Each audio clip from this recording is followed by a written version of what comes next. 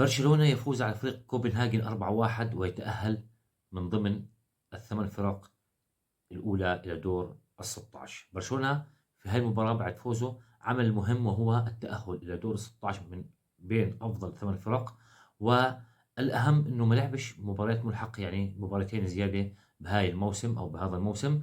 فريق برشلونة كان الشوط الأول سيء، ما عرف كيف يخترق دفاعات كوبنهاجن، خاصة إنهم فاجئوا فريق برشلونة بهدف في الدقيقة الخامسة.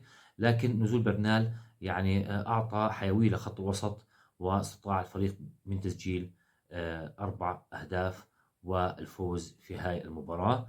طبعا فليك يعني دائما بنشوف الشوط الثاني بقرأ المباراة كويس، الفريق بفوز، لكن ما بدنا انه دائما تصير انه نتاخر بالنتيجه ونرجع. بس مع ذلك يعني كويس انه اذا بنتاخر بنرجع في النتيجه، فهذا شيء يعني مطمئن بدون بيدري بدون ديونج. على كل حال الجماعه هذولاك على الملحق طبعا يسلموا دين مورينيو وبنفيكا اللي روحوهم على الملحق. انا حكيت قبل المباراه باذن الله برشلونه راح يتاهل من ضمن افضل 8 فرق، والجماعه هذولاك على الملحق خلوهم ببطحوا في الملحق لحالهم دائما وابدا. تحيا برشلونة.